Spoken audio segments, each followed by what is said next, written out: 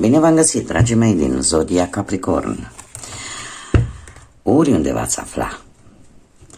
Bine ați venit tuturor pe canalul meu Tarot Flor de Loto. Eu sunt Nina și mă bucur ca de obicei să vă am alături la fiecare lectură. Azi voi face o lectură generală, atemporală, fără limită de timp, o lectură pe care voi o puteți viziona oricând doriți sau când apare în viața voastră. Desigur, nu uitați, dragilor, că sunteți stăpânii propriei voastre vieți, voi vă construiți viitorul, așa că, dragilor, luați decât acele informații, mesaje care rezonează cu voi, iar restul lăsați-le să zboare în univers. Așa că, dragilor, toți cei care aveți soare, lună, Venus sau ascendentul în Zodia Capricorn, atunci această lectură este de asemenea și pentru voi. Lămurite toate aceste aspecte, haideți să vedem care este energia voastră. Energia, dragilor mei, din Capricorn. Și avem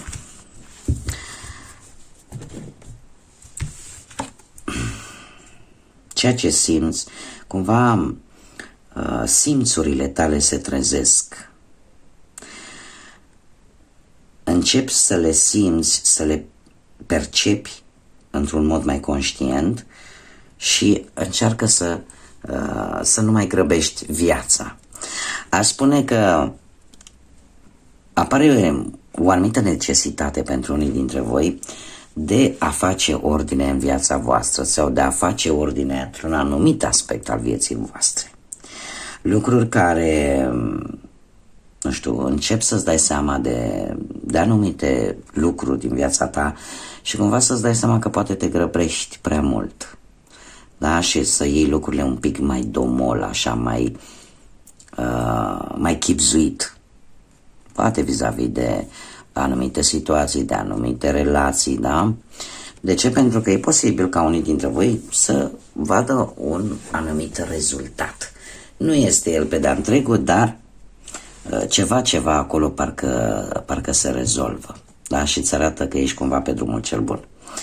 Și bineînțeles avem joacă-te și trăiește cu simplitate. Ascultă-ți vocea copilului din interiorul tău.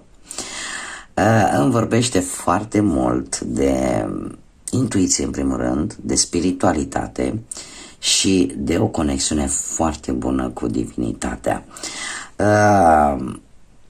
Fiecare este foarte bine știut, nu? Fiecare dintre noi avem acolo păstrat în sufletul nostru, în mintea noastră, acel copil care am fost și lucrurile care ne făceau plăcere atunci când eram copii. Este un îndemn, aș spune, de a retrăi, poate, anumite emoții, anumite sentimente pe care poate le aveai în copilărie și nu mă refer la lucrurile rele, la lucrurile negative pe care sunt sigură că poate mulți dintre voi poate le-au avut în timpul copilăriei lor, dar la lucrurile bune. Nu știu, poate vă plăcea să jucați șah. Am dat un exemplu. Da? Sau vă făcea plăcere, nu știu, să mergeți, nu știu, la țară undeva. Nu știu, fiecare a avut lucrurile sale plăcute și desigur și mai puțin plăcute, dar în această situație ne vorbește de acele lucruri care ne aduc nostalgia copilăriei, mă scuzați, da? Care ne aduc această nostalgie frumoasă a copilăriei și care ne fac să zâmbim atunci când ne gândim la ele, da?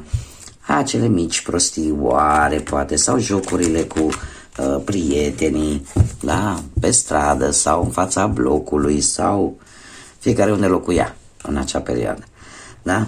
Și de multe ori se pare că îți vei da seama că lucrurile simple de fapt au o importanță mare, da?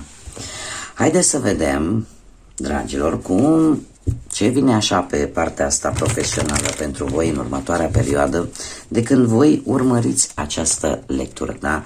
Pentru că, cum am mai spus, este o lectură atemporală. Haideți să vedem viața profesională a dragilor mei din Capricorn.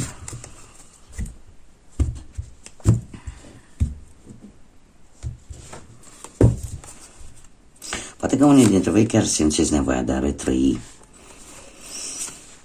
ceva frumos din copilăria voastră. Aventură, vină și dor. Dragilor, pe partea profesională aș spune că e timpul să acționezi. Nu știu, e timpul să acționezi și e timpul, dacă ai nevoie de anumite studii ca să avansezi din punct de vedere profesional, e un timp numai bun să faci lucrurile astea, să-ți iei informațiile necesare în așa fel încât să poți avansa. Aș spune că, într-adevăr, da, ești pe drumul cel bun, așa cum am și precizat la început. Posibil unii dintre voi să fi început deja, să aibă deja un nou început din punct de vedere profesional. Posibil alții, nu știu, la locul de muncă să facă mai multe cerințe decât ar trebui. Totuși, aveți mare grijă, nu vă încurcați în ce spun ceilalți. Nu vă creați și nu vă autoblocați pe baza la ce vă imaginați voi. Pentru că e posibil realitatea să fie cu totul alta. Am de asemenea aici faptul că, pentru că dacă nu veți ieși și veți continua să gândiți, dar dacă nu iese, dar dacă am auzit eu că nu știu ce, și vă faceți tot felul de scenarii, dar de fapt voi nu obțineți informațiile necesare de care aveți nevoie, atunci e posibil să fiți în spatele unei uși închise. De asta vă spun la fiecare început de lectură, voi vă croiți propriul viitor. Tarotul și, în general, cărțile,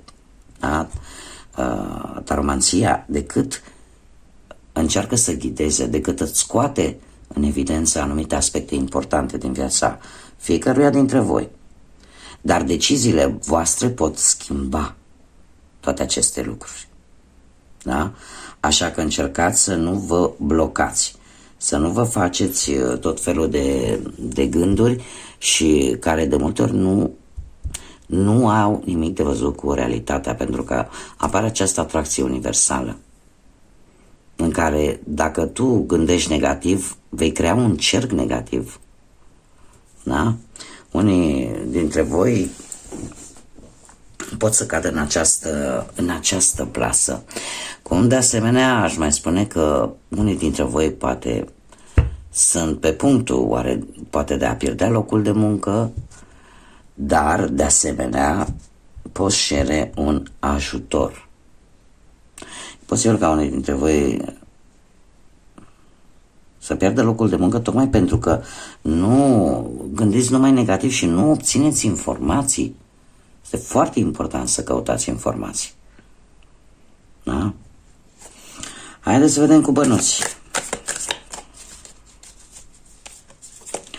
Haideți să vedem cum stăm cu partea financiară pentru dragii mei din Capricorn. Poate unii dintre voi chiar vreți să lăsați serviciul, tocmai pentru că vreți să începeți o nouă aventură din punctul ăsta de vedere profesional. Să începeți ceva nou, poate vreți chiar să vă deschideți propria afacere, de ce nu? Și chiar dacă sunt bătăi de cap, totuși vreți să mergeți înainte. Haideți să vedem pe partea asta materială.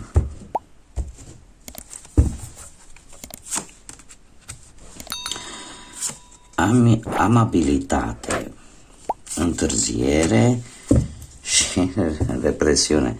Nu, dragi.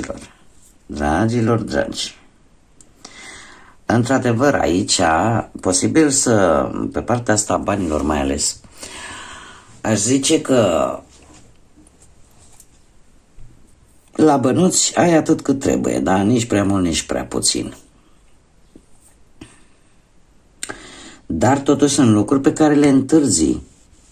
Și vedem foarte bine întârzieri și vină și cumva cărțile sunt legate strict logic de partea asta profesională, nu? Că de acolo de multe ori ne vin banii.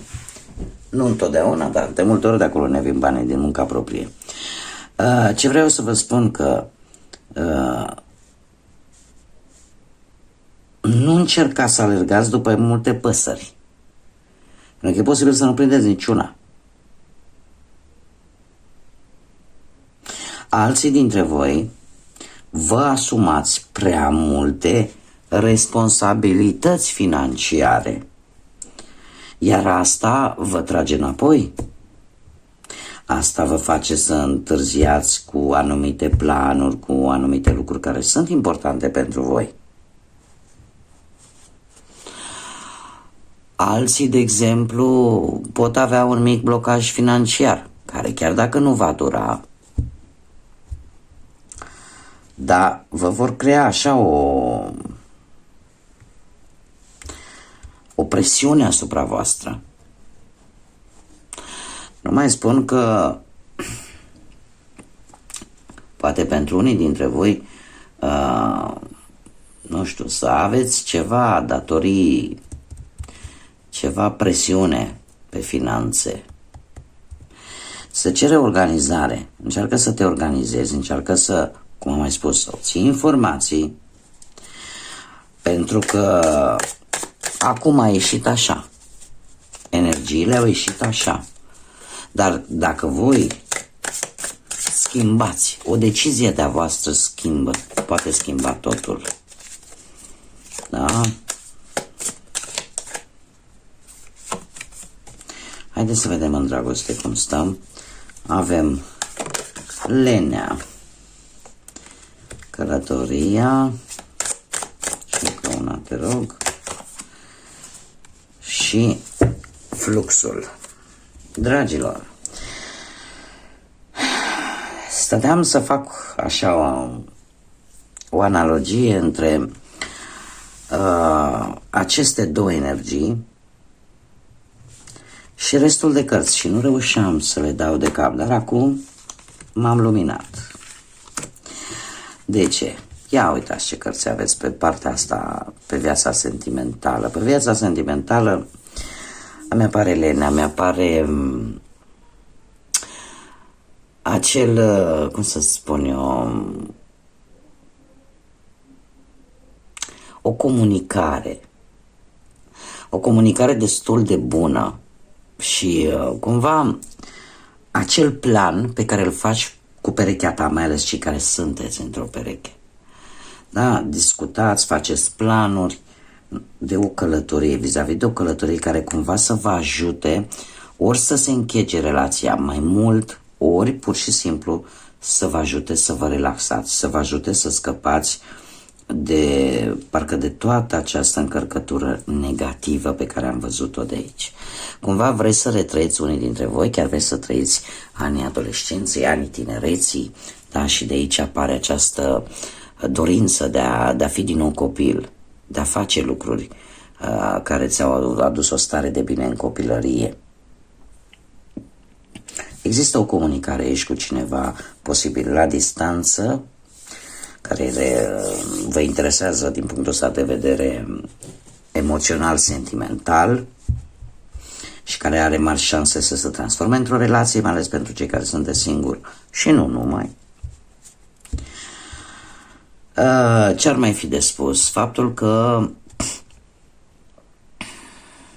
pentru cei care sunt de singuri, mai ales, e un foarte bun moment de a socializa și de a te distra așa, de a cunoaște persoane noi, dar care au legătură, cum am mai spus, ori cu drumurile, ori cu cineva din străinătate, ori cu cineva la distanță față de tine. Dar nu este cineva foarte aproape de tine. Totuși, trebuie să vă avertizez. Nu pentru toată lumea este adevărat. Eu ce văd în cărți, aia vă spun. E posibil ca unii dintre voi să aibă parte așa de o dragoste de scurtă durată.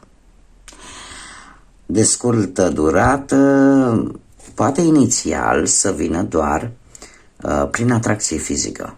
Am foarte multă pasiune, dar nu știu de ce, totuși am senzația că în timp această relație se poate transforma într-o relație bazată chiar și pe emoții, nu doar pe atracție fizică. Bun, dragilor, haideți acum să vă gândiți la persoana dragă vouă sau la o persoană de interes pentru voi și să vedem ce mesaj ar avea pentru voi sau ce ar vrea să vă spună și nu poate sau nu are curaj. Și eu voi scoate 3 cărți, voi puteți să vă alegeți un număr de la 1 la 3 sau pur și simplu să vă lăsați ghidați de intuiție.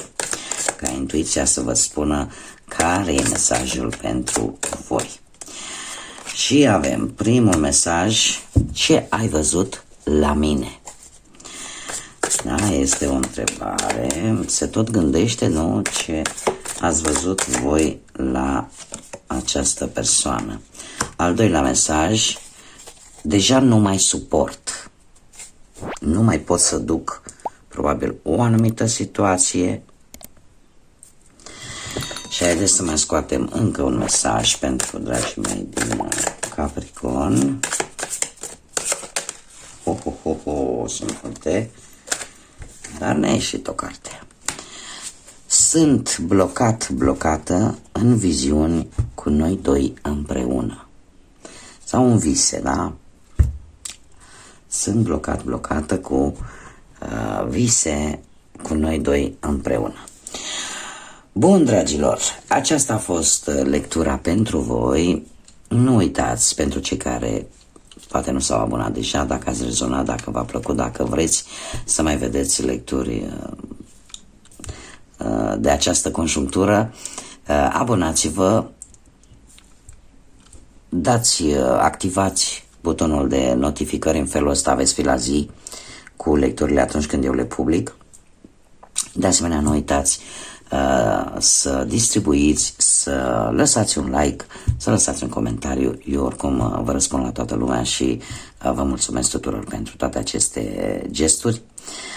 Așa că, dragilor, multă claritate în gânduri, multă energie pozitivă, iar până data viitoare când ne vom revedea, să fiți iubiți!